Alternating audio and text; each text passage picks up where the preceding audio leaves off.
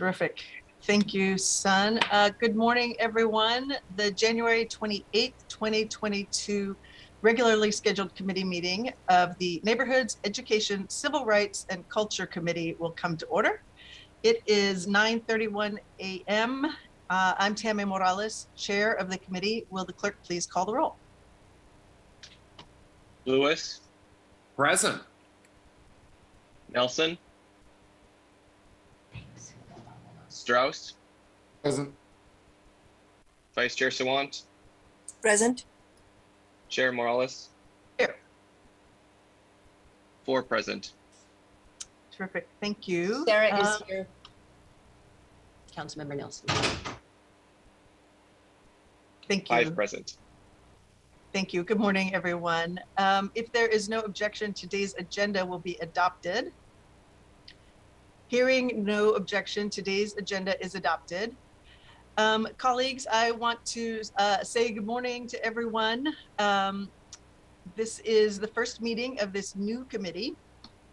In addition to the Office of Civil Rights and the Office of Arts and Culture, there are 3 new departments in my purview: Department of Neighborhoods, Office of Immigrant and Refugee Affairs, and the Department of Education and Early Learning. I also have a new committee clerk. Devin Silvernail is here with us this morning. I'm really looking forward to working with city staff in these new departments and continuing to serve our neighbors.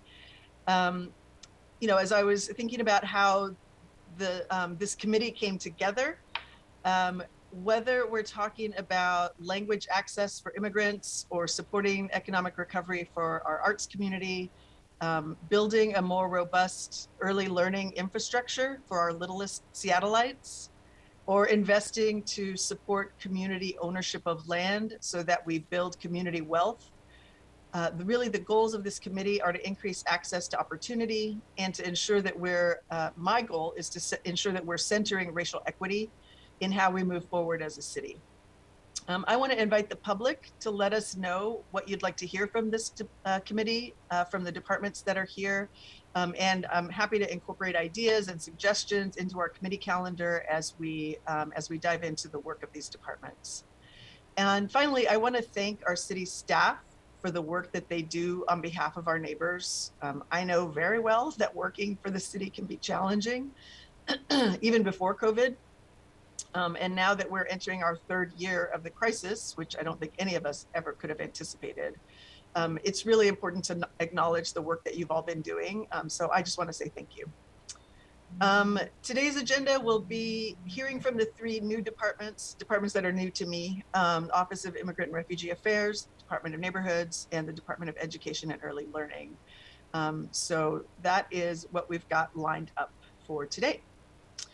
And so I am going to go ahead and open up for public comment. So we will open the general public comment period.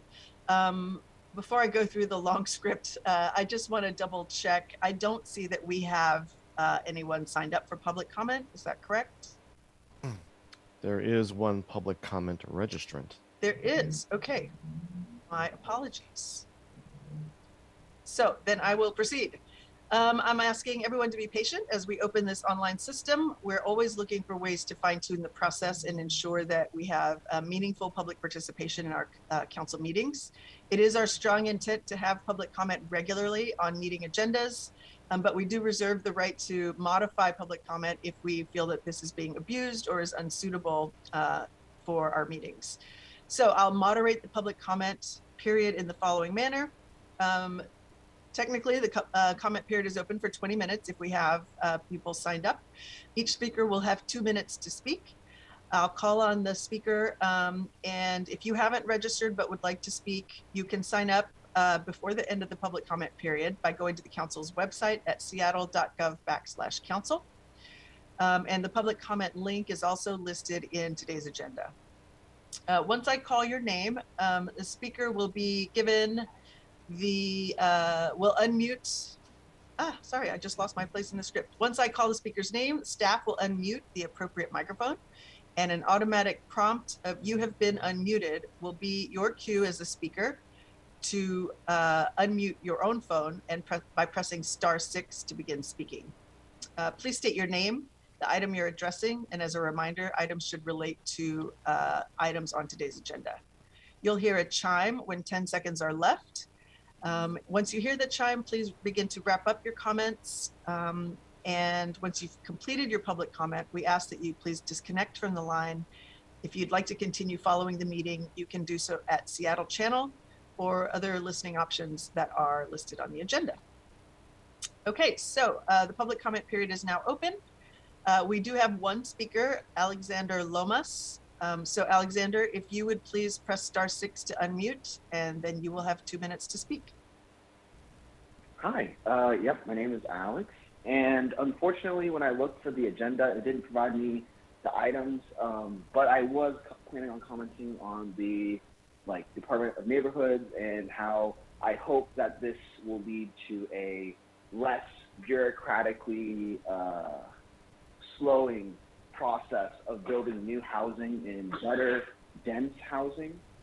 You know, as someone who has kind of watched a lot of development projects go into place in Seattle, I think that the current, or maybe even now past, system has been far too bureaucratic in its nature, and how buildings that fully, you know, meet the codes, meet the standards, are still rejected on you know, basis of character or some other, you know, reasoning. And I find that given a building meets code and is a net benefit for a community in how it provides housing, and especially dense housing, to a community, I believe that it should be able to go through a lot easier and a lot faster than what it currently is. I also believe that with the current more bureaucratic system in place, I believe it can be, housing can be subject to, I don't want to say manipulation, but a lobbying system that slows down the production of housing, which can negatively harm the housing supply and cause more and more homelessness.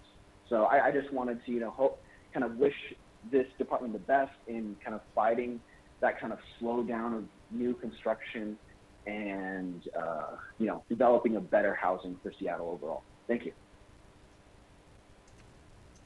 Thank you very much, Alex, for calling in. I do not see any other speakers.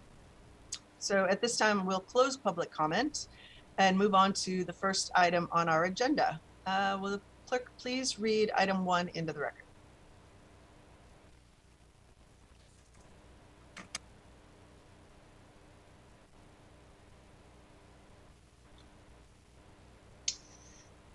Yes. Item 1. Agenda item 1, 2021 report of the Office of Immigrant and Refugee Affairs for briefing and discussion. Thank you very much. Okay, so again, colleagues, I am excited to be hearing from folks from the Office of Immigrant and Refugee Affairs. I did ask the department to present a review of their work in 2021, candidly, for my benefit, so that I can gear myself up for this. So we have a lot of information in the presentation, and they know that you know, they're going to sort of highlight the sort of big items for us to be considering, but I wanted to make sure that we at least had all the information available to us. So I want to thank the staff for putting all of that together, and I will hand it over to Catherine Cortez and Joaquin Wee of the Office of Immigrant and Refugee Affairs. Hello. Can you hear me? Yes, please go ahead. Okay, thank you. I'm Catherine Cortez. I'm the Finance and Operations Manager at the Office of Immigrant and Refugee Affairs. We call ourselves fondly OIRA, or some people call it OIRA. Either one is okay. And I just wanted to mention on the outset that we are in director transition. Our current director, Kubu, who has led us these last 7 years, is leaving the city on February 1st, and we have a new incoming director on February 7th, Hamdi Mohammed. And so that's why you get Joaquin and me today. talking about what we have done so far, and that you'll be able to hear from the new director when she comes in about our ongoing work. I'm going to just briefly sort of touch on our background, because I know there are some members who are new to our office, and say that the mission of our office is to improve the lives of Seattle's immigrant and refugee communities by engaging them in decisions about the city of Seattle's future, and ensuring that the city's programs and services equitably meet the needs of our community members, whatever their national origin, citizenship status, or language of preference. We are, of course, a welcoming city, and that is manifested in some ways through our office. I will also say we have a lot of slides today. I will not try to cover all the material. Joaquin and I won't try to cover everything on it, but please feel free to jump in, council members, ask us questions, or have us slow down or speed up if that suits you. So moving on, we are a small office. We are just 11 FTE in 2022 budget. But we cover a range of programmatic work to do with citizenship, employment, legal services. What we're going to focus on today is primarily our 2021 responses to three major crises: immigration, pandemic, and racism. These were continuing from 2020, but we added a really strong new tool and focus, as you can imagine, vaccines. All of our work focuses on equity, and we always begin with community. But in 2021 in particular, we were challenged to take our small community-based responses and really scale them up while continuing to be really rooted in community. Luckily, with our small size, we can be responsive and innovative. And we applied that to three things that we'll talk about primarily. We'll talk a little bit about our immigration crisis responses at the end of the presentation, but the three main focuses that we're going to have today are talking about our outreach and referral strategies to get vaccines to disproportionately impacted communities, including our immigrant communities at scale, the work that we did on Seattle Relief Fund to get relief funds into folks' hands, $25 million in collaboration with HSD allocated for this purpose. And then thirdly, fostering awareness and tools for language access for all city departments, really taking that citywide. So with that, I will skip over a little bit, just a record here of the particular funding sources that we used for these two main big efforts. And then I will move on to my colleague Joaquin to talk about our vaccine outreach. Hello, greetings, council members. Much has changed since I last appeared before you almost exactly 1 year ago today. And what was then talking about our plan for equitable vaccine outreach. I am happy to report that despite the lows of this ongoing pandemic, our work to lead with equity did have a number of highs. Next slide, please.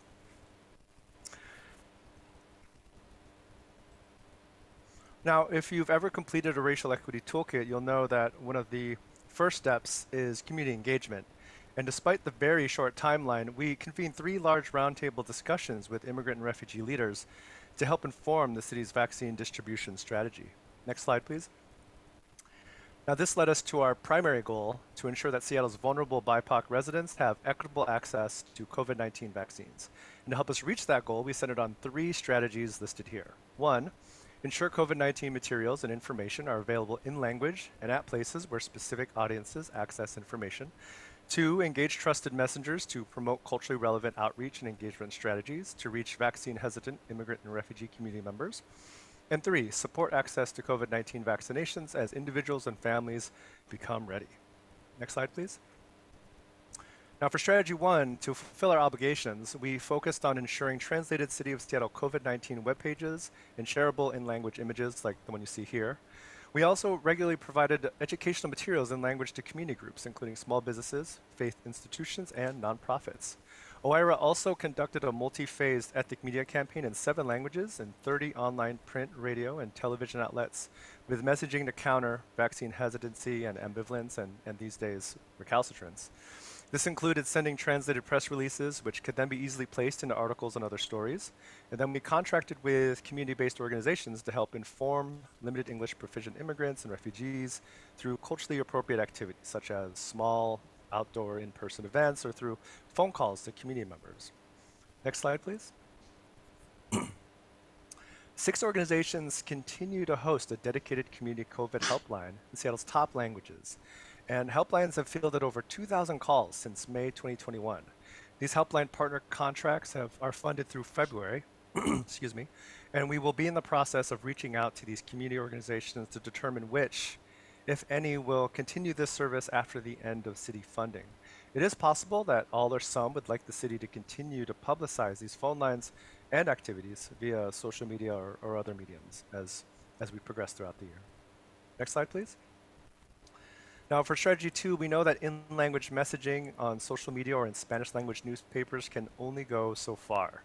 So our next strategy relied on trusted community leaders to take the COVID-19 vaccination info to the parking lots, streets, and stoops of our neighborhoods. I won't read to you this full quote from one of our vaccine outreach partners, but we heard repeatedly that the person-to-person and voice-to-voice, text-message-to-text message strategy was key to countering this false and dangerous vaccine misinformation that unfortunately continues today. Next slide, please.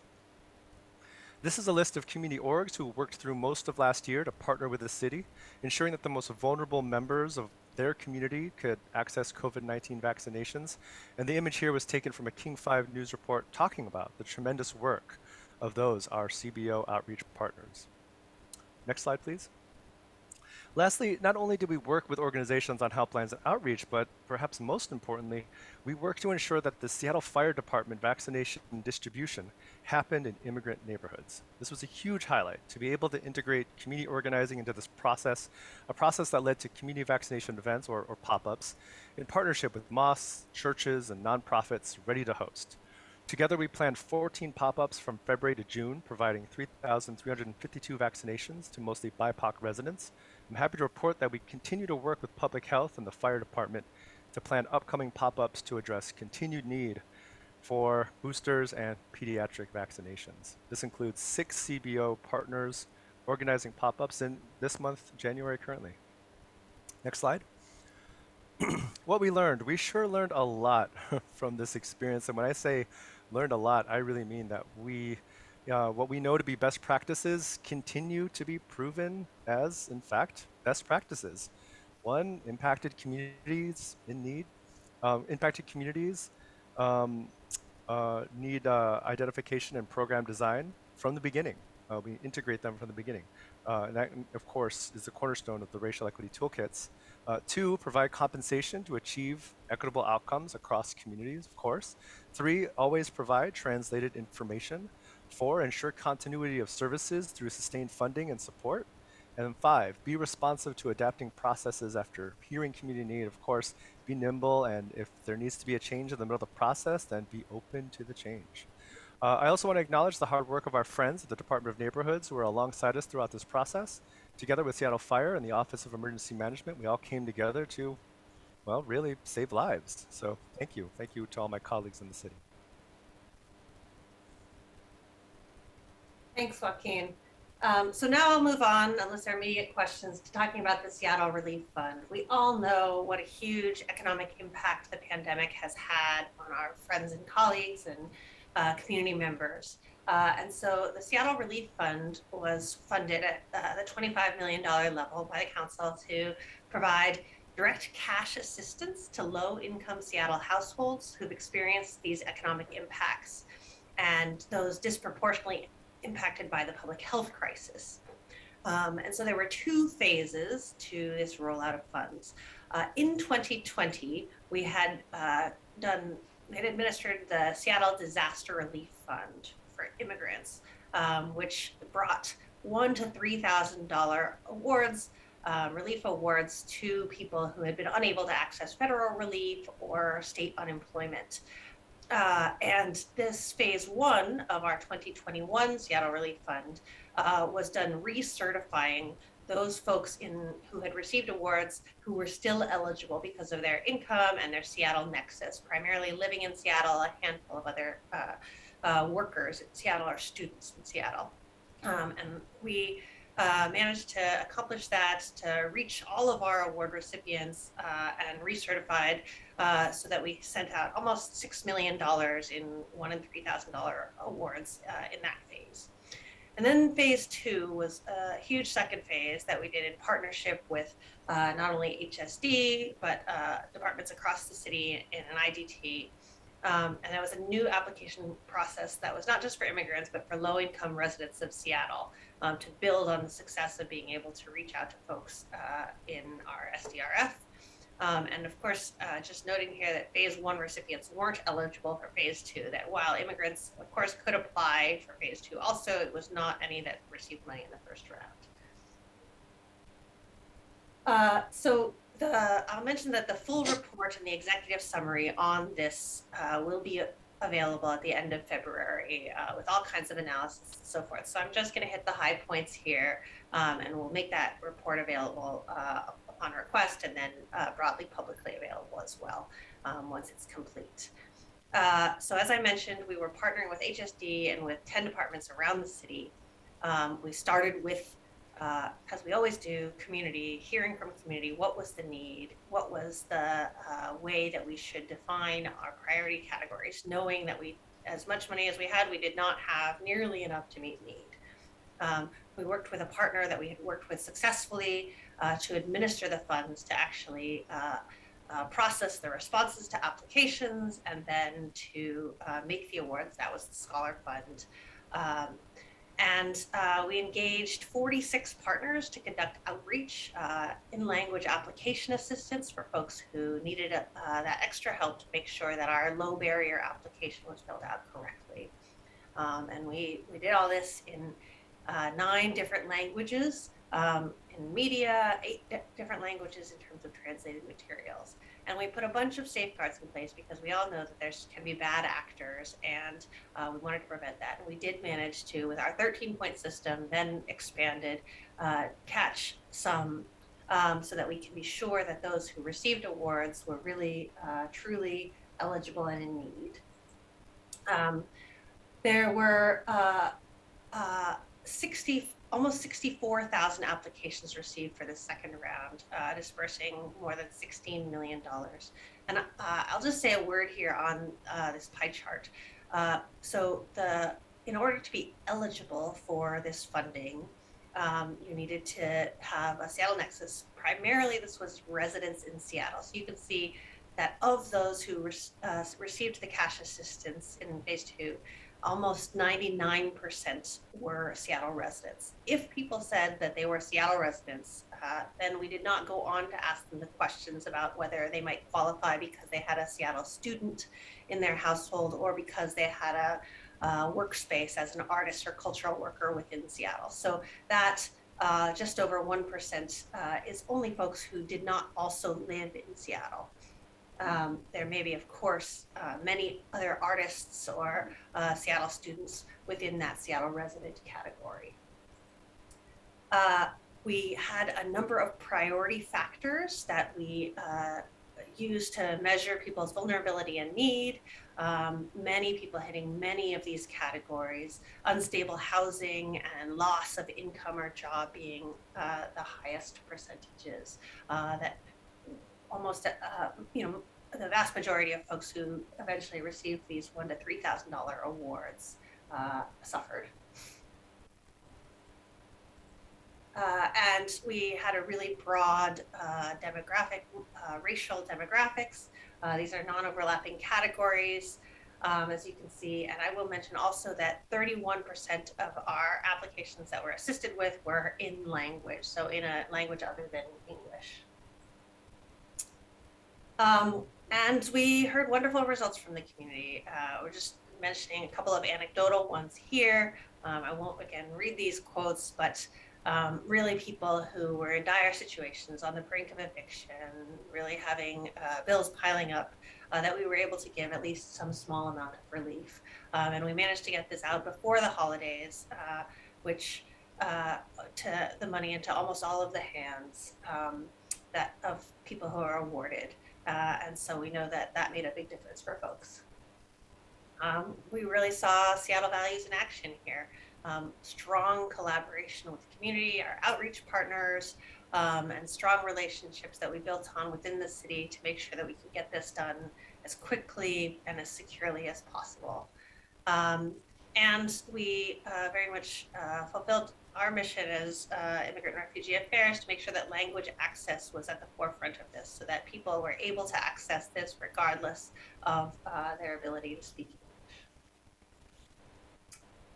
Okay, so moving on to language access, I will mention that as an effort that we scaled up greatly this year. So I will say that the language access program has been around a little while, but the executive order that really made it strong citywide, embedded in citywide practice came in 2017. And we've been slowly moving towards cultural shift, direct investment. COVID made a huge emphasis on that because it was so important to be able to get out timely information, accurate information in languages that folks could understand. And so it's in some ways been an opportunity for us to really embed these practices and skills throughout the city as different departments took roles in COVID response. And so some things that have happened just in the past year are a centralized translation system so that instead of individual departments either contracting with a vendor that does all kinds of languages but may not be locally based or having to find their own individual translators that speak that are local and speak local versions of different languages, they're able to do that centrally. And then those translators are able to get their payments not just from individual city departments, but in one lump sum for each set, maybe month of work that they do. And in order to back that up, of course, we have we've recruited, established a community translator team, 50 plus local translators, so that we have that capacity to quickly respond to all of these needs.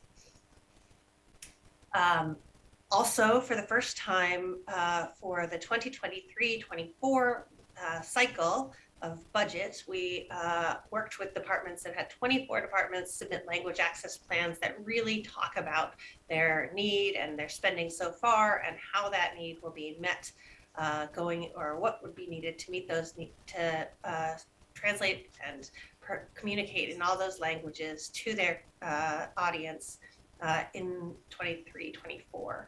And a key backbone of this is the City Language Access Liaison Network. So representatives of all city departments who are meeting, really beginning to understand the best practices and the needs, not just for translation and interpretation, but for really communicating messages, not just in English, but in all the languages that our Seattle community members speak. I have put tools here that I don't need to cover. And so with that, I will go back to Joaquin.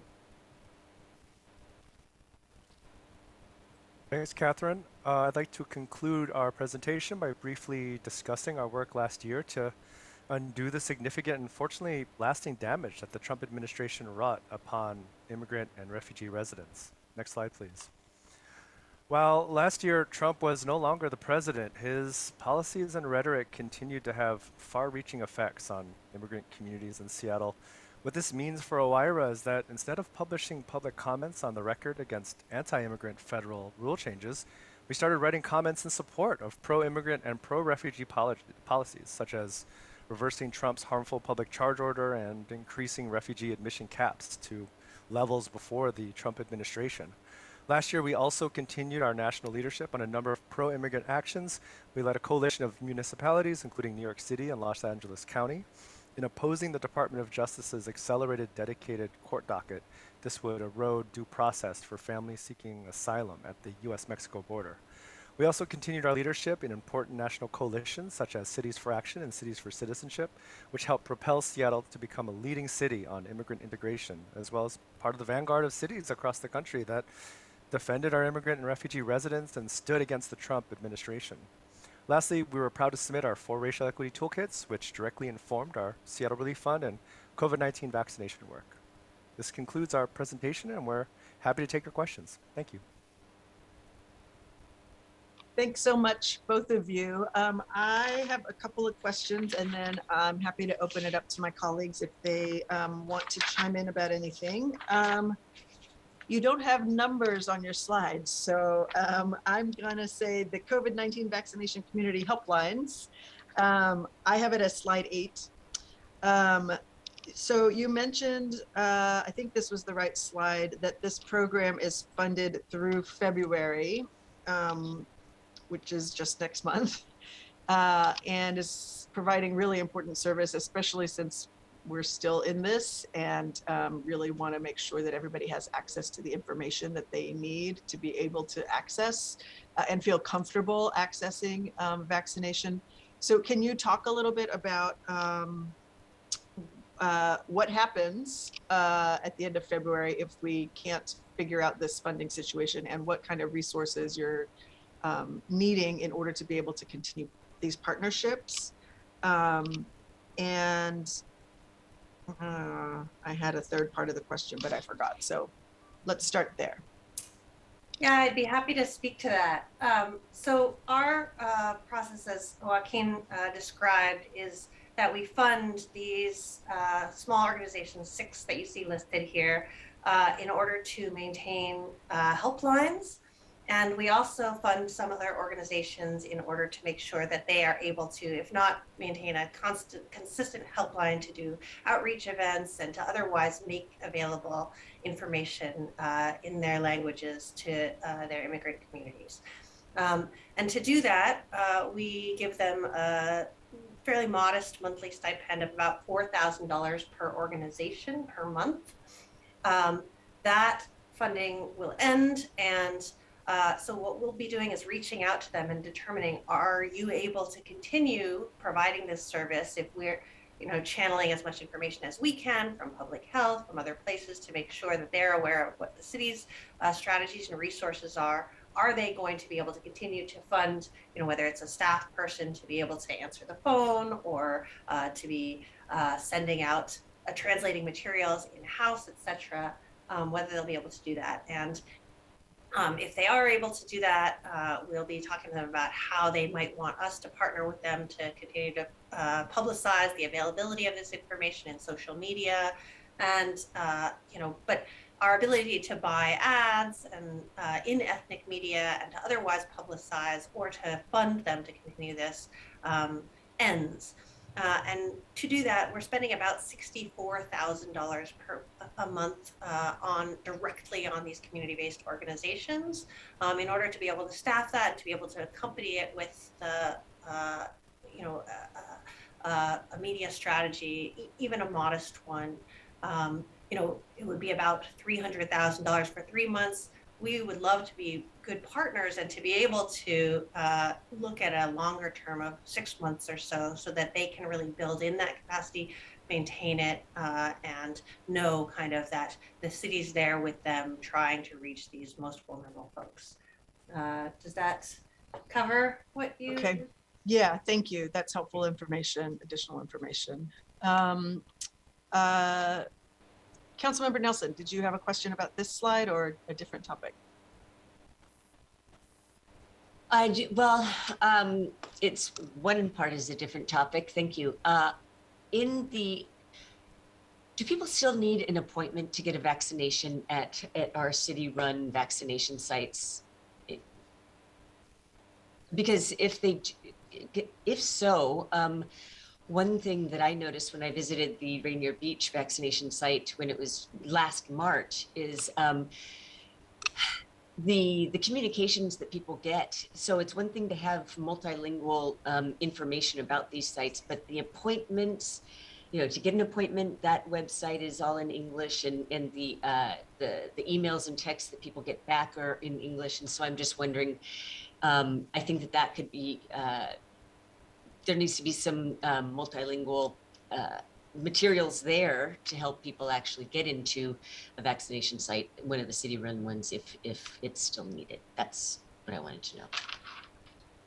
Yes, thank you for that question. As I understand, both sites are taking walk-ins for folks with no appointment, and but the preference is for folks to make an appointment. And so I do know that folks have been able to. It's a longer wait, but folks have been able to roll up to either the Rainier Beach or the West Seattle vaccination clinics, which are currently in operation, and to get an appointment. It just might be a wait of 1 or 2 hours. And regarding the Signetics is the platform that we use for or that Seattle Fire Department uses for the appointments, and there was language access integrated into that. There have been some issues regarding that, and that's something that we are we have notified them about. And we are able to at least let people know that if they're having trouble with Signetics, people can call the customer service bureau from Monday through Saturday, I believe 8:30 to 5 or to 6, and then talk with a customer service representative who can quickly bring a telephonic interpreter through Language Line Solutions, and then talk people through the process, and maybe even encourage them to walk up if needed, or to even walk them through the process of making the appointment for them on that end. So what sometimes we're not able to do through online, we're able to complement with phone. And to be honest, a lot of immigrant and refugee limited English proficient folks prefer the phone and often get overwhelmed by the internet. I mean, English is my first language. I get overwhelmed by the internet sometimes. So sometimes having a voice on the other end of the phone is helpful for even me. And with respect to that, I'll also mention that all of our funded partners are trained in using Signetics and have been able to assist people in making making appointments when they're ready to do so. That's part of what we are funding them for, is to be able to attend trainings and learn how to use the city resources so that they can be trusted navigators. Thanks so much. Councilmember Nelson, did you have another question? That answer your question? Okay, your hand is still up, so I just wanted Yeah, I was about to take that down. Okay, fair enough. Okay, thanks. I want to stay on this, particularly the language access issue. So first of all, I did not know about the sort of interdepartmental work that's happening to bring all of the translation services in-house. So I'm really happy to hear about that. And I think the issue that it raises, or the question that it raises for me, is as somebody who's been involved in a lot of community meetings, you know, my previous work was doing a lot of community engagement work, and the language access is always an issue. Does this mean, or can you talk a little bit about what it means to have every city department now contemplating their community engagement language access needs? And does this mean that there will be like a line item in each department's budget for language access when they are doing community outreach strategies for their work? Or can you just talk a little bit about what this means across the city in our departments in terms of this component of really authentic community engagement? Yeah, absolutely. Well, as you know, every department in the city is vastly different. And so we have sought flexibility for our departments in making sure that they can determine whether they want to build into, for example, each of their program budgets, an amount that they can use for language access, to centralize it within their division and have it as a line item, as you say, and so forth. Citywide, the funding is not entirely centralized. The program in OIRA is small. It's just 2 FTE. And those folks are able to go out, or they will be when we fill the second position, to provide technical assistance from early stages for each department. So being able to think about how are they gathering the data about what their need is, how are they creating their materials in a way that is translation ready, and so forth. So that small piece of budget is centralized. Otherwise, departments will have some discretion to decide how they're doing it with that support. And then once they get to the stage where they need to contract with interpreters or translators, then that can be done through this central assignment system. And I did want to just mention, you had talked about bringing it in-house, and that's not quite true. Unless we think of our whole Seattle community as in-house, and that we're really working with translators who are in the community. There is, of course, the language premium policy, which was implemented and is still coming on board from a couple of years ago for city employees to make sure that we're compensating employees who are bilingual and able to use those language skills on the job, and we're using those to make sure that our response to community and our offerings are more accessible. But in terms of our professional translation and our ability to really communicate outwards in language, we really do rely on community members for that and compensate them for it. Great. Okay. Very helpful. We'll be diving deeper into this part for sure. Okay, colleagues, does anybody else have questions for Catherine or Joaquin? I do not see any. I have. Hey, oh, I'm sorry please. to bug you again. No, please go ahead.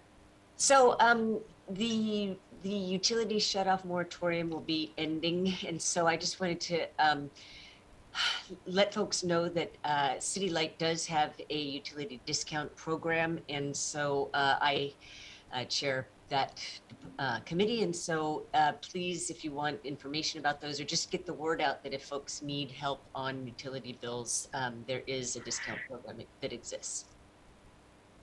Also, I just wanted to add that we're fortunate to work with Seattle City Light on an ethnic media campaign to ensure that in-language advertisements as well as press releases were placed in different ethnic media outlets around the city, informing people about the utility discount program and the different pieces of information Seattle City Light has about the program, as well as numbers they can call to talk with someone with an interpreter. Got it. So you're on it. Thank you. Terrific. Thank you so much. Okay, well, I want to say thank you again, Catherine and Joaquin. And I also do want to say that I am wishing Ku well. I know that as a refugee from Vietnam, she really brought a critical lived experience to the work of your office, and she leaves a really important body of work behind in improving access to resources for our neighbors. So wishing her well, and just wanted to say thank you again. Thank you. Thank you very much, Councilmember. Okay, let's move to the next item. Devin, will you please read item 2 into the record? Agenda item 2, 2022 Department of Neighborhoods Work Preview for briefing and discussion. Great, thank you. Okay, so we've got Department of Neighborhoods, Director Mantia is here, Malia Brooks, am I saying that right, Malia? And Jackie Mena from Department of Neighborhoods. So I will hand it over to you to share your presentation.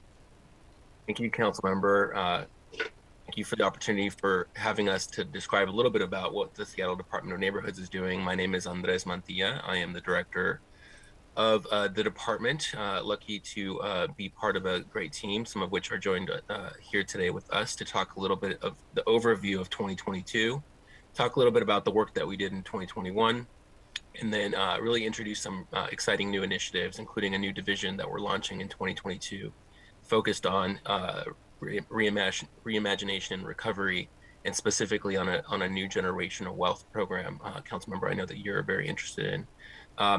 Thank you to Councilmember Strauss for who previously chaired our committee. Loved the work that we did with him, and looking forward to the work that we can do with you, Councilmember. So I will let my other colleagues introduce themselves. Malia. I'm Malia Brooks. I am the new division director for our Reimagination and Recovery division, and happy to be here. Thanks. And I'm Jackie Mena, the Reimagination and Recovery Strategic Lead for DON. Great. Are you able to see my screen here? Great. Okay. Let's see if we can advance the slide. Here we go. So a little bit about who we are as a department. Our department is over 70 FTEs, really embedded in the community. We provide resources and opportunities for community members to build strong communities and improve their quality of life. Our vision is to engage with every Seattle resident. We meet people where they are and help them build closer ties, develop a stronger sense of place, and engage with their community, each other, and with city government. We do this by really centering two North Star goals, what we call our North Star goals.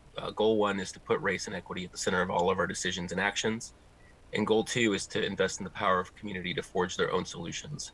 And we do that through a number of ways of including our community grants that we'll talk about a little bit later. We organize our work around 4 core strategies. The trusted advocate model is one that came from community. Council members, you are familiar with some of this work that came out of South Seattle, South King County, and Rainier Beach, and in White Center through the White Center CDA. But the trusted advocate model is based on where we intentionally center our community and our work is through our community liaison program, which is meant to build authentic relationships that are rooted in mutual trust and respect. We are currently in the contracting process with our 2022 community liaisons, but in 2021, we had 45 different community liaisons representing 27 languages and communities. You heard from our partners in OIRA. Our community liaisons work very closely with OIRA in things like the dissemination of vaccine information and education, as well as in other initiatives.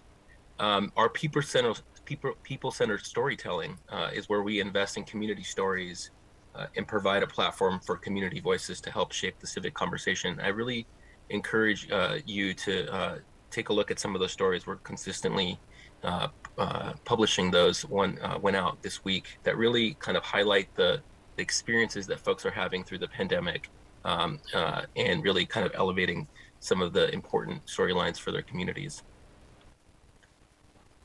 We invest in programs around civic education, including our PACE program. Some of you have participated with PACE.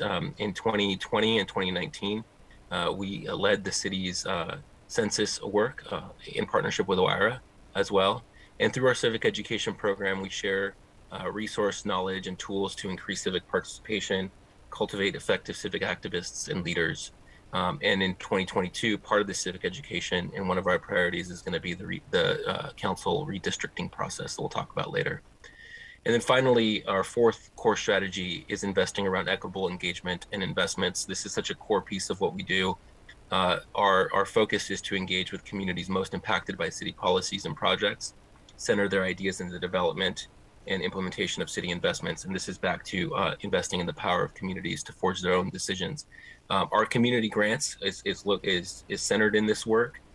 We have our food equity fund, our neighborhood matching fund. Neighborhood matching fund has been around since the late 80s. And in fact, today is the release date for the next round of around $850,000 in neighborhood matching fund grants that will open today and close on March 28th. So interested parties should go to our website to find out more information. As part of our equitable engagement, we are also launching this week, and thank you to the leadership of Council President Juarez, the Indigenous Advisory Council. That application is open right now and will close on February 28th at 5 p.m. So a note for those that are interested. So in 2022, we're going to highlight here a few priorities. This is not everything that we're doing, but just some of the work that we're doing that I'd like to highlight, with the caveat that we're still in the transition with the new mayor, kind of identifying additional priorities that will be added onto this. So in 2022, our work is to co-lead the racial equity and engagement work as part of the West Seattle Ballard Link Extension, or the WSBLE project. And DON is responsible for building relationships with community, providing the capacity and partnership necessary for community to be powerful self-advocates. And although we are active along the whole alignment from West Seattle to Ballard, we have a specific area of focus in the Chinatown International District, given the history of the investment in the project that has happened in that community, and as well as in Delridge, where we're looking through our racial equity toolkit at specific interventions and specific policy shifts that should be considered as part of Sound Transit and the city's work there. We're going to hear a little bit about our generational wealth program. This is an exciting piece of work for 2022 that was funded through the Equitable Communities Initiative last year. And our work here is to lead an interdepartmental team to build a baseline infrastructure for city departments to learn collaborate and invest in community-centered approaches. Councilmember Morales, we are very aware of your statement of legislative intent around community wealth, and we'll be working through this IDT to address some of those concerns, as well as the guaranteed basic income pilot that was passed by council last year. As I mentioned, we have our community grants in 2022. We are continuing to strengthen the recently launched Food Equity Fund program that invests in community work where communities have been most impacted by food and health inequities. This is particularly important as a result of the current pandemic, which has exacerbated food inequities, food deserts, and we're really looking at funding food justice programs as part of this. We've heard a little bit. You've heard in the public comment, and it's a priority for us to work around the comprehensive plan. We have two ways that we're working with our colleagues at the Office of Planning and Community Development. One is through our community liaison program, where they're going to partner with several community liaisons to expand and extend their community engagement efforts over the next couple years. And then specifically through our work with our historic preservation program, that is going to use this opportunity to update the historic resource survey that hasn't been fully updated since 2008, 2009. And then finally, our redistricting, which builds off of our census work and continues to facilitate the outreach and engagement and educational tenets of the redistricting work plan, which will be due November of this year. So that gives an overview of some of the things that we're working on. If folks have questions or council members have questions now, I'm happy to take those, or if not, we can go into the new division. Let's go ahead and finish the presentation, and then we'll do questions after. Great. Thank you. So as I mentioned, we have launched in 2022 a new division in the department that's called the Reimagination and Recovery Division, and I'm going to turn it over to my colleagues Malia Brooks and Jackie Mena to take us through it. So again, my name is Malia Brooks. Very happy to be here today and the opportunity to present before you. We are really excited about being part of the development of our new division, Reimagination and Recovery, which grew out of the community and staff demand for more increased accountability and more equitable government. This division seeks to cross-pollinate transformative initiatives, innovation, investments into citywide efforts, policies, and practices, with an emphasis on prioritizing communities that have been historically and intentionally under-resourced. Our communities will co-create programming with this division and drive the changes that we want to see in local government. Sorry, I think I forgot to say next slide.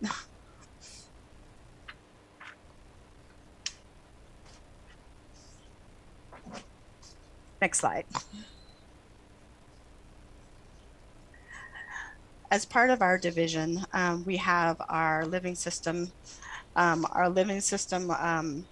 noted in our commitment to co-design programs with community, we are centering this value in our internal relationships with DON staff. Over the past few years, DON has been working to ensure racial equity is at the core of how we are anchoring our work as a department. In 2018, we launched a living systems as we reimagined our RSJ change team.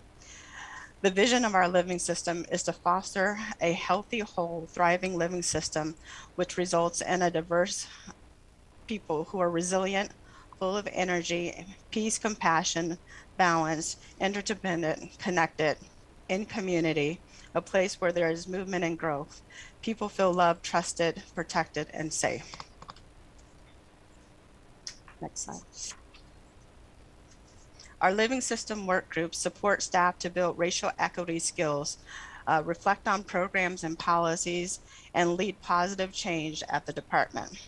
Ultimately, we want to ensure RCI is not an add-on, but truly integrated into DON's work and well-being. Our living system work groups, our learning community, hiring, recruitment, and retention work group, policy work group, dismantling anti-Blackness, also known as DAB, White Caucus, people of color.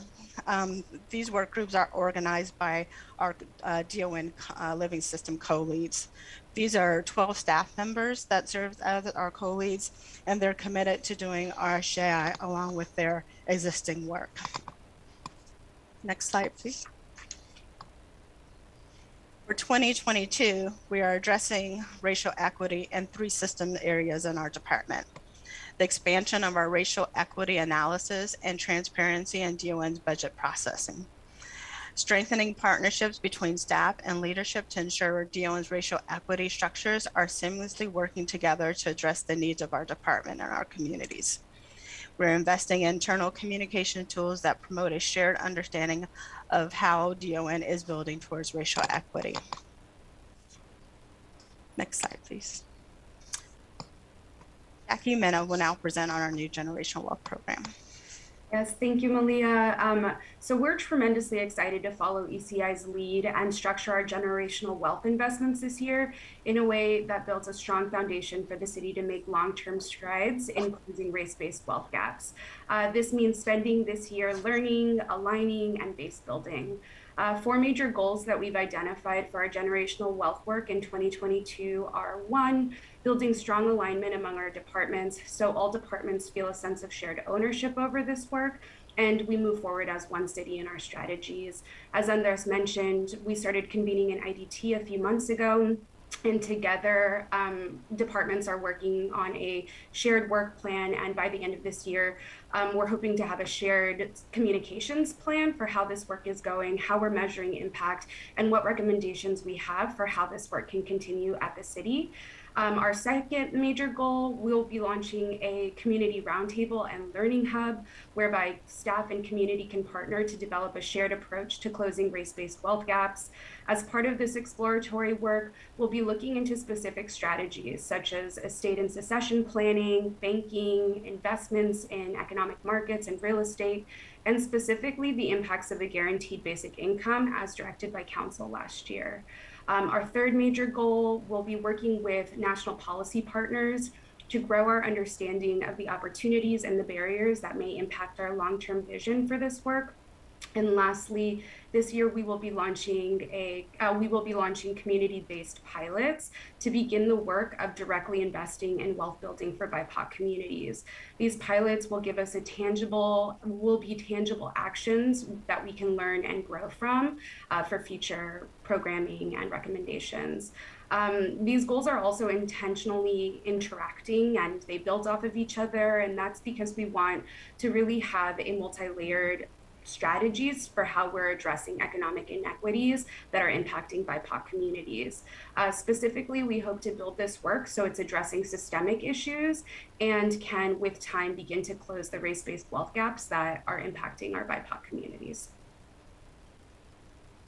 Next slide. Thank you, Jackie. West Seattle Ballot Link Extension, also referred to as WSBLE, is a project that will bring 14 new stations, 2 water crossings, and a new tunnel through downtown Seattle. This is a highly impactful project, and we recognize that historically transportation projects have had impacts on surrounding communities, and that burden of those impacts has primarily been carried by BIPOC communities, Black, Indigenous, people of color. The city has committed significant resources in staffing and community partnerships to disrupt this historical burden of harm on BIPOC communities. DON is leading the racial equity and engagement work group responsible for building relationships with community and providing capacity to be powerful self-advocates. We center our work by partnering with the community, supporting capacity building, and transparency reporting of our efforts to community. In addition, we will push sound transit and our capacity as partner to center BIPOC voices in the plan and development of the WSBLE project. One example is through our joint racial equity toolkit, the first of its kind in interagency collaboration. DON has been and will continue to approach this work through the reimagination framework, and we work each day to actively disrupt historical trends. The slide. The Chinatown International District, also referred to as CID. The CID is a historically significant, culturally rich community. In 2019, most of the recent work in community self-determination started with the founding of the Community Coalition, the CID Vision Group. Thank you to our partners, Susan Yang of Denise Louis Education Center and Elaine Ishihara of API Community Advocating Together for Help for tirelessly effort to convene this broad-based coalition of community stakeholders. DON is grateful in the last year's budget cycle, a new position was created and additional resources to support communities' work to advance by you, Councilmember Morales, and the full council. The position will focus and reimagine how we can work together within the city. This position will support organizing our collective efforts, convening departments to work more collaboratively in the CID community, focusing on building relationships that work to repair past harms and provide a roadmap for future collaborations beyond Chinatown International District. Next slide. Oh. This ends our presentation. Thank you very much. Actually, there should be a slide actually above that. No, I think that's and Yeah, I think we made one edit based on a conversation that I need to have with Councilmember Mosqueda. Thanks. Okay, so thank you. This is great. I have a couple questions. I see Councilmember Strauss has a question. First of all, I just want to congratulate you on finding an acronym for the West Seattle Ballard. I hadn't heard WSBLE before. I've been struggling to find an acronym for the name of my committee, and I'm not coming up short. Anyway, I do have a question about the work happening in the CID. I know we are going to have a lot of work to do, particularly around community engagement, translating information about the Sound Transit project. Can you talk a little bit about, how shall I say this? How Sound Transit is contributing to the work that needs to happen with engaging community, and how the city partners with them in translation services and getting materials out so that people really understand what's happening with this project. Yeah, thank you, Councilmember. And I also want to recognize that Jessica Brand from the Department of Neighborhoods, who oversees the WSBLE work and as our Sound Transit lead is on as well. Yeah. But Good I will say that it's been a minute. I will say, Councilmember, it's a good question. We've worked very closely, not just with our internal city partners, but with Sound Transit as part of the racial equity work, as part of our community engagement planning. And Jessica, if you want to add to that in terms of kind of what do next steps look like as we continue to implement now the community engagement plans. Yeah, we're excited in 2022 to build on a partnership that we started in 2021 with our community liaison program and Sound Transit.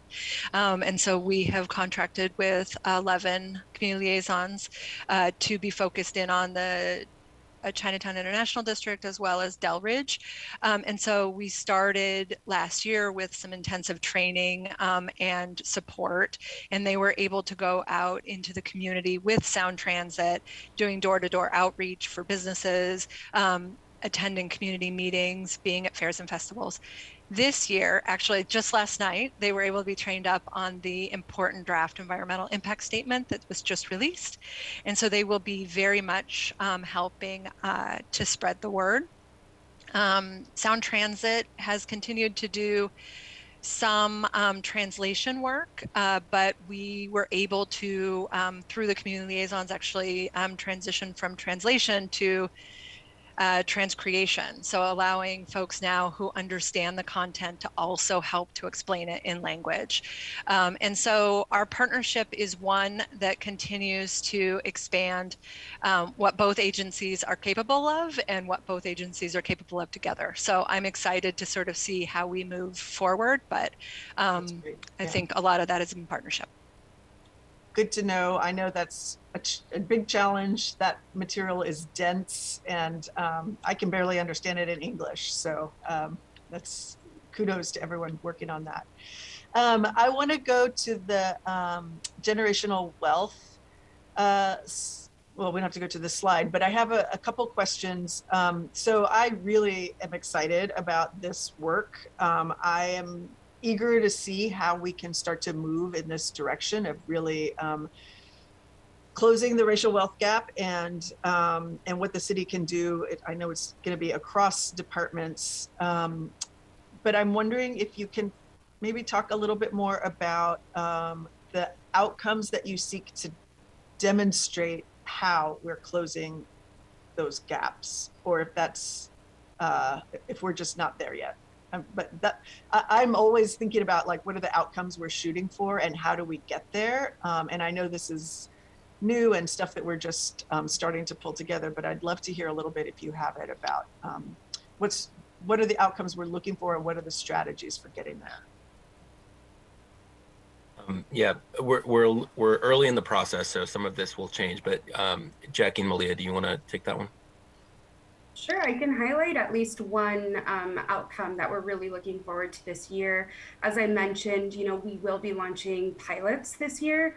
And one of those is, again, directed by ECI to think about financial literacy and how we're investing in programs that are sharing knowledge around how to secure wealth in communities. And so we're going to be partnering with local nonprofits and perhaps even a legal firm to provide estate and succession planning, financial literacy courses, and pro bono legal services. And so we're hoping that at least this year, given that we have limited funding, really prioritizing how are we not just growing assets, but securing assets that communities of color have already built, especially when we think about who participates in real estate or in estate planning and succession planning, right? The numbers there definitely don't point towards communities of color being active participants in those legal systems. And so how can we expand and secure assets that communities have already grown this year? So we're looking forward to really being able to talk about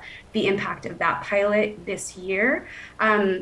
Another thing that ECI directed was to launch a portal of city resources. And so we're hoping that through the development and working with other departments on creating an internal inventory of our programs and an evaluation of our programs. So really understanding, which ones have been most effective in reaching our goals of closing race-based wealth gaps. I think that'll be a deliverable this year that will really set us as a city on course to make impactful investments in the future. And so that inventory plus that external portal that will sort of be a hub of resources that community can access and really understand all of the different ways that they can build wealth at different stages of their life, or as business owners versus, employees, or, however it might be.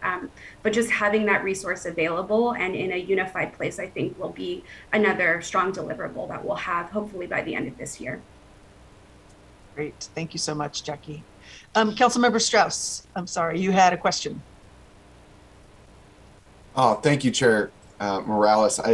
Not so much of a question, just wanted to thank Director Mantilla and everyone. I'm sad to not have you in my committee any longer. I will say it does make the acronym for my committee much easier, going from one to just land use. I do know, I've spoken to the chair about this. There's still more work that I'd love to work with you on in the historic districts. And I just wanted to take the moment to recognize that Department of Neighborhoods does so much, from pea patches to language recreation, storytelling, recovery, and managing all of the historic districts in our city. Don does so much, and I just wanted to take this moment to thank you and your team, because I know that the people who are doing the work are the ones making all of these changes happen. So thank you, Director. Thank you, council member. Likewise. And hopefully this, just because you're not in my committee, we'll still get to work together. Councilmember Nelson. Yes, thank you very much for the presentation. I asked for the org chart, and in the external relations section of your organization, I'm wondering, and the generational wealth focus of Dawn, do you have anybody that's working on a regular basis with the neighborhood chambers, particularly in neighborhoods that are undergoing rapid gentrification? Yeah, thank you for the question, Councilmember Nelson. We have a external relations division. So this is, you've heard from our Reimagination Recovery Division. We have an external relations division that's led by Wang Wang, of which our outreach and engagement teams sit under that, including our community liaison team as well. Erin Chevront is our outreach lead, and within her team are our community engagement coordinators and some other of our strategic advisors that are focused on, among many things, working with neighborhood groups, and then with a particular focus on those that are looking at history of gentrification or displacement, as well as others in the community that we have relationships with. We're always looking to expand those connections and in relationships, and the team works really hard at doing that. And I'll just say, in terms of the generational wealth building work, OED is a strong partner of ours in really sort of guiding this work, seeing, you know, how we're leveraging investments and relationships that we already have in different neighborhoods. And so that integration is definitely a part of how we're building this program. Thank you. Okay, any other questions from colleagues? Don't see any. So just want to thank you all once again for being here and sharing this presentation. Really looking forward to learning more in the, particularly in the generational wealth category. I'm excited for that new division, and thank you so much for being here. Thank you. Okay, let's move on. Devin, will you please read item 3 into the record? Agenda item 3, 2022 Department of Education and Early Learning Work Preview for briefing and discussion. Thank you so much. Okay, so we've got, I believe we've got Dr. Dwayne Chappelle, Marissa Roussel, and Erin Okuno. Is that right? Great. Yes, okay. That's right. Good morning, Director Chappelle. I'm going to hand it off to you. Okay, good morning, Councilmember Morales, and thank you for inviting us to committee today. Also want to say good morning to our other councilmember colleagues that are on the committee. I am the proud and privileged director of the best department in the city, Dr. Chappelle, but I'm also super excited about this opportunity just to kick off this year with an overview of just DEEL's work plan, or should I say work, but also for the returning council members to this committee. As you just mentioned, we are joined by Marissa Roussel. She's our interim policy director and director of communications. We're also joined by Erin Okuno. She's the executive director of Southeast Seattle Education Coalition. And as I mentioned, just super excited about what we're getting ready to get into. Next slide, please. Yeah, so at DEEL, we truly have just an amazing, diverse group of individuals who are super committed to transforming the lives of our Seattle children, youth, and families. As you see here, we're a rapidly growing department. We start off with like 38 staff, and now, as you can see, we're at 120 fantastic folks. And as you can also see on here is that our annual investment, it exceeds over 100 million per year. So super excited about that. And you can go to the next slide. Thank you. And, you know, as you can tell, just from my voice and my excitement, I'm also really proud to share with you DEEL's commitment to anti-racist, to being an anti-racist organization. We stand in solidarity with our children, students, and families and communities against acts of racism. And not only do we stand with them, we also model this expectation and behavior through our investments, which are to close race-based opportunity gaps. And just again, excited to share that with you. So what you see here, these are in DEEL, we pretty much, we just have 4 results. The first is all Seattle families will have access to affordable, quality childcare. The second is we're going to make sure that all of our children are kindergarten ready. Our third result is that all of our Seattle students graduate from school, college, and career ready. And then I'm sure as you all have been following and know that our last result is we're really going to make sure that all of our Seattle students attain a post-secondary degree, a credential, or some type of certificate. Again, I'm just super confident that everyone support these goals, and we're excited about this. So now what you see are our 3 core strategies, and this is just how DEEL, how this is our guide for how we invest in and support our Seattle children, youth, and families. So we have equitable educational opportunities. We have, and an example of that is our tuition subsidies for both our preschool and for our Seattle Promise. We have our student and family supports, and an example of that one is just we're invested in school-based health centers. And then our third strategy is, and for the high quality environments, this is where we really make investments in like our culturally specific and responsive programming, such as the Kingmakers of Seattle, which is program, and that's administered by Seattle Public Schools. So again, super excited about that. And now, so within our budget, so we have 2 service divisions in DEEL. We have an early learning service division, and we have a K-12 and post-secondary service division. And in 2022, our adopted budget is $121 million, with majority of the spending coming in early learning, as you can see, and contributing to our results of our child care and access to kindergarten readiness. But we also invest in K-12 and post-secondary, and that comprised of 40% of our department spending. Okay, so as you can see here, the FEP, the Families Education Preschool and Promise Levy, is the largest source of DEEL's revenue, which is at 78%.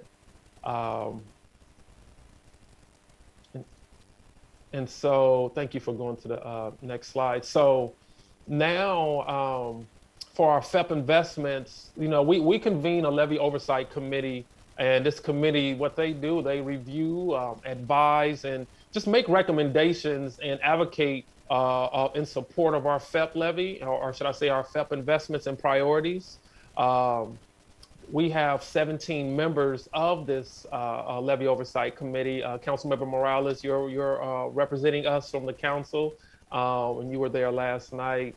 And as I mentioned a moment ago, we have one of our appointed members with us today. And what I'll do is I'm just going to pause, and I'd really like to invite Aaron Okuno just to share some remarks about your experience on the Levy Oversight Committee. Hi, thank you. Thank you for having me. My name's Erin Okuno. I am the Executive Director of the Southeast Seattle Education Coalition. We are an organization focused on the Southeast Seattle region, so Beacon Hill, Rainier Valley, and we worked really deeply with communities and families of color to find out what they're interested in, what they want to see for their children of color around education. And we work really intensely with a lot of the small community-based organizations and a lot of the CBOs and nonprofits that are connected to many of these communities of color. It's really fun. We have a lot of really great conversations, and really proud of the relationships we've been able to build across the community and also with different organizations, institutions, city government to make this happen. I'm also really proud to say that I've I've been fortunate to work on the Seattle preschool program. I was one of the co-chairs when it first started many years ago. And my youngest child was in the inaugural class of SPP, and she is now a thriving fourth grader who is very secure in herself and likes to tell me exactly what she thinks. And I credit SPP for giving her that strong grounding. And my older child is also a benefit of, and I see the benefits of the levy investments across many of the schools in our neighborhoods, and including the schools that my children attend. So thank you for all of your work. Thank you, Aaron. Appreciate you being here with us, and glad to hear those stories. And so what I'm going to do now is I am going to turn this over to Marissa. Marissa is going to share just DEEL's 2022 priorities and the planned work that we have with council this year. Great, thank you, Dwayne. Hi, everyone. So what you'll see on the slide here is just some recent past engagement that DEEL has had with council. We know that there's some changing in membership on the education committee. And so I just want to highlight for you the deep and extensive work we did with council in 2018 and 2019 to develop the FEP levy.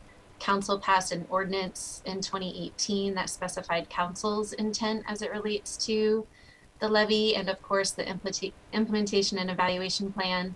All 140 some pages of it was adopted by ordinance as well in 2019. In 2020, there were a number of council statements of legislative intent that DEEL did work on and submitted back to council. So we've shared with you information about our data disaggregation practices. We've submitted extensive reports completed by external consultants related to increasing access and supporting the infant toddler childcare sector. And we've also submitted recommendations regarding the city's participation in the Washington State Opportunity Scholarship Program, which we're excited to share was started this current year with support from federal coronavirus response funding. We also had 3 temporary amendments to the FEP implementation plan in response to COVID-19. In 2021, as I mentioned, the Seattle Rescue Plan investments, not only did those support the Seattle Promise program, but they also included resources for the childcare sector. So we are aligned on those priorities with council, and we're really excited to continue the work in support of childcare for sure.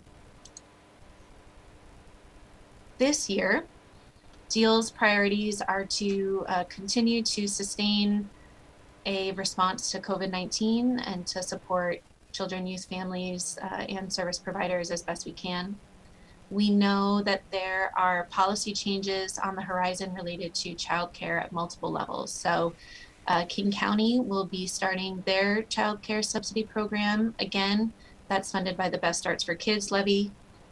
We also know that additional funding for childcare subsidy programs and businesses may be coming from the state, and childcare has been indicated as a priority at the federal level as well. So ensuring we're aligned and can maximize the use of local resources is important to DEEL.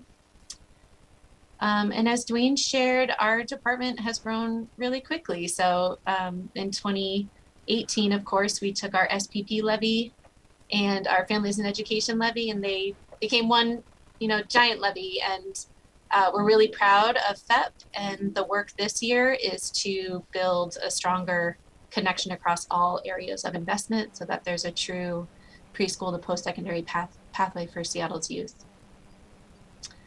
As a specific racial equity goal, we'll be focusing on differentiated supports for Black and Brown scholars with an emphasis on math instruction.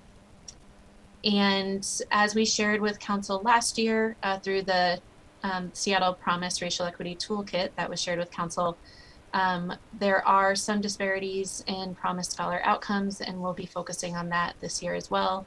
The investments from the Seattle Rescue Plan are intended to address this, and we'll be continuing to monitor the success of that program. And this the sixth priority is related to DEEL's internal operations, improving our systems and structures for all of the grant making we do, as well as staff development and career opportunities internal to the department. And then my last slide for you today is just a signal of what's to come. So our FEP Levy Oversight Committee will meet monthly. They have an annual retreat, and they will be advising this spring on proposed uses for DEEL's undesignated fund balance from the FEP levy. Some of you may recall during the budget season that just ended, Council required that $4 million from that undesignated fund balance be purposed to sustain CLIFR investments in the Seattle Promise program. The second bullet point speaks to legislation that we hope to transmit to Council in late February. We began work on this legislation with former Council President Gonzalez's office in the summer of 2021, but we were unable to bring it to committee last year, so that will be coming your way soon. As always, you all will receive a presentation on our FEP annual report. There is a 1-year lag on this report because we don't receive academic data from the state until the following fall.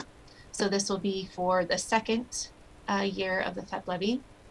And we know childcare is a priority of many members on this committee, so we anticipate bringing you more information about changes we will make to be in alignment with county, state, and federal investments. And Dwayne, back to you. Yes, thank you, Marissa. And so I'm not gonna read everything on this slide, but we just really want council to know that we are in like consistent and regular communication with our partners. We know everyone is doing their best to continue the important work of caring for our young scholars, our kids, and educating our youth during this pandemic. At DEEL, we've done quite a few things to help support the service providers and help mitigate the spread of COVID. And I just also really just want to highlight just the support of the CLIFR investment for childcare providers and workers, as well as for the equity enhancement in the Seattle Promise program. Because of those enhancements that actually enabled us to just establish a pathway for reentry for our Promise scholars whose college experience was really disrupted because of COVID. And those funds, they actually also enabled us to increase or expand the equity scholarship component of the Seattle Promise from $500 a quarter to $1,000 a quarter. And also include just an additional reach for more of our lower income scholars. And our communication team at DEEL is also part of the work from OIRA and Don that they mentioned earlier today when I was listening to the presentation. But specifically, it's focused on outreach and communications and messaging, and also some graphic design work, just really to promote vaccine access and acceptance among our BIPOC communities. Thank you. So lastly, what I have here, just some reminders. We'd like council to support, or should I say council support in promoting. We are recruiting new members for our FEP Levy Oversight Committee. And we know that there are some many brilliant young leaders and scholars whose voice would actually add value to our work. And we listened to one last night. So if you're listening to this and you're a high school senior, or if you know a high school senior at a Seattle Public School, please encourage them to apply to the Seattle Promise program, and so they can explore just the rich array of coursework that's offered by the colleges, and they can consider that as the next step after high school. I think we all would agree that our Seattle college partners have some amazing programs, including the Fire Science degree program that launched at North Seattle. It just launched this fall at North Seattle College. Our fire department has really been amazing throughout this pandemic, and I just hope our youth will consider just a career as a firefighter as a way to achieve whatever their aspirations or goals are. And that concludes our presentation. Just want to thank you for this opportunity again. Looking forward to your partnership as we continue this journey to transform the lives of our Seattle children and youth. Thank you so much, everybody. And Erin, thank you so much for joining. It's really good to hear from you, particularly as a member, not just of the Oversight Committee, but as a community member from the district, who I know has been doing really important work in this space for a long time. I have a few questions that I will start off with. I would love to hear a little bit more about the partnership that you have with the school district, particularly as it relates to mental health supports. You know, our kids were at home for almost 2 years. I know there's a lot of stress and trauma that our students are experiencing because of, you know, the isolation and the sort of alienation that they're experiencing. And I know that we don't have nearly enough mental health supports right now, but can you talk about what we are able to do and how the relationship with the school district works? Yes, I will. I'll speak to a little bit of that. And Marissa, if I leave anything out, just add. So we have an amazing partnership with Seattle Public Schools. We meet frequently.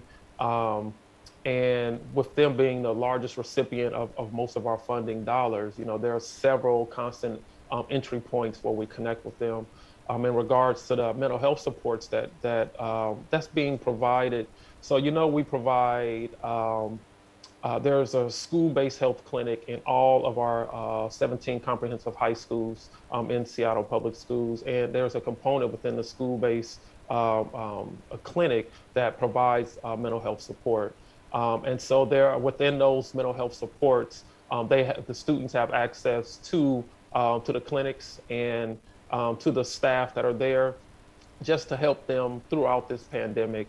And I'll pause right there. That's as a piece to see if Marissa, if you wanted to add anything else to that. And this is also in conjunction with our partnership with Public Health King County right there. So there's a nice little triangulation between DEEL, Seattle Public Schools, and our good partners at the King County Public Health.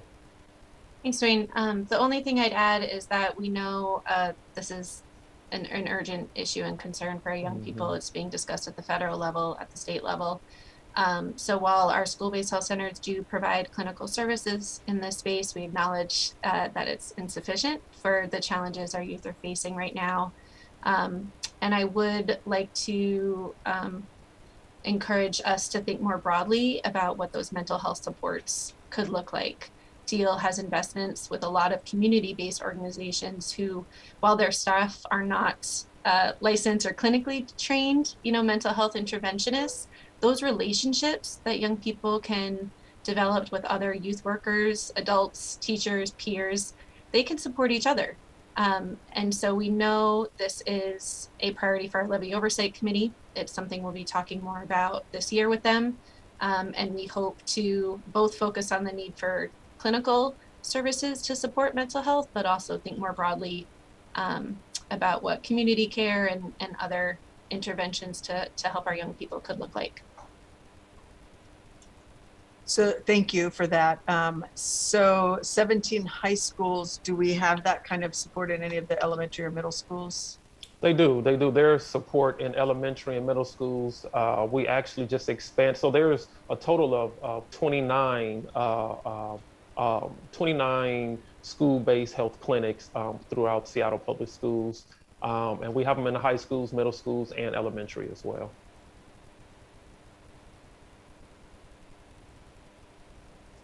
Thank you. So I have two more questions. You mentioned legislation about the potential amendments to the FET plan. Do you have a timeline for when we might expect that? Yes, the goal is transmittal by the end of February. And as your team knows, some of our staff are facing childcare disruptions to work. So DEEL staff are working diligently on it. Okay. We'll try to get it to you in February. That's good to know. We're just, you know, we're trying to get our own calendar set. So just trying to anticipate what's going on it. So we talked about this a little bit before, but related to the child care investment strategy, you know, I'm really interested in understanding how we support parents and how we sort of grow the pie of availability of childcare. So I'm interested in, you know, the slots that are available, subsidized care in particular, subsidy rates, the actual cost of providing for home versus center-based versus informal care.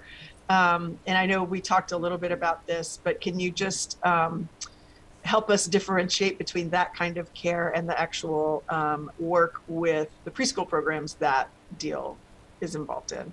Yeah, I'll start off by saying, and then Marissa, if you would like to chime in, you can. I'll start off by saying I would definitely be more than willing to bring our early learning director, Monica, and just to have maybe a deeper dive around that, so we can kind of go through from the programmings, whether it's CCAP, SPP, our family child care network, and then providing a little bit more of a budget analysis. So I will be more than happy to schedule something for us to do a deeper dive on that, whether it's at this committee or individually with you.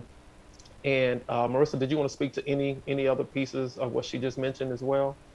Yeah, you know, there's a lot of different entry points to impact the goal of expanded childcare access. So DEEL's core work through our childcare access program is about providing subsidies. So that's the affordability piece through our program.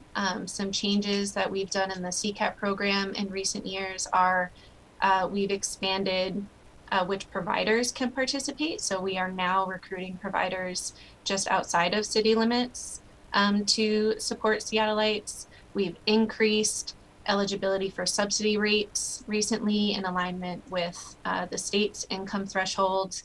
And one of the benefits to providers we've instituted recently during COVID is that we are compensating providers based on child enrollment in the subsidy program, not based on attendance.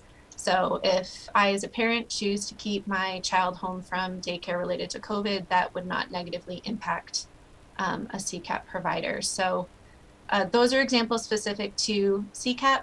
That's around over 200 licensed childcare providers in Seattle who participate in that program.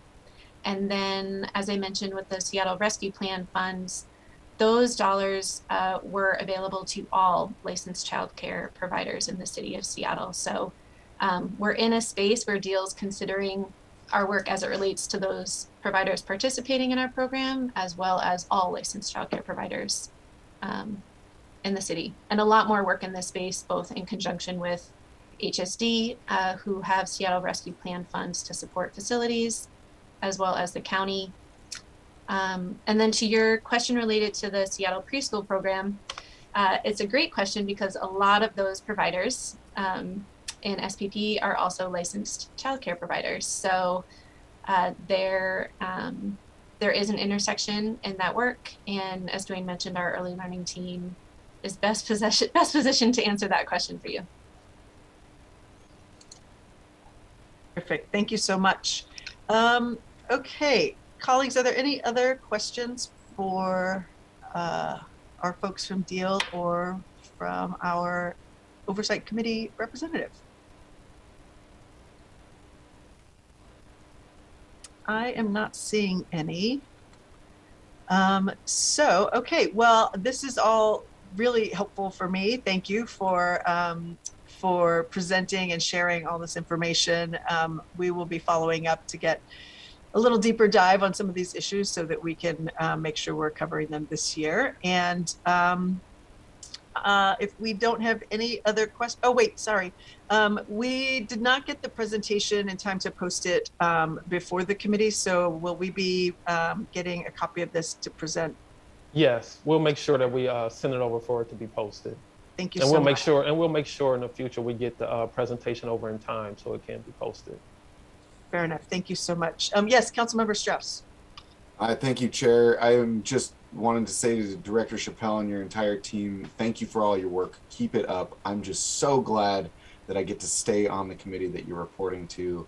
I know with all these committee changes, just consistently impressed with your work. I didn't have any questions during your presentation because you're exceeding and excelling. So just keep it up and let me know how I can help. Thank you, Councilmember Strauss, and I appreciate you for acknowledging the team, because the reality is, as I started off with that picture in the beginning, we do have an amazing group of brilliant, some of the smartest people I've ever come across in my life that are truly committed to kids and families. And it's because of them that our child care and early learning providers are able to do the amazing work. So we have a great partnership. So thank you for acknowledging them. We do have an amazing team. And I appreciate your support too. Very good. Well, thank you, everybody. Thanks. Have a good rest of the day, and we are adjourned.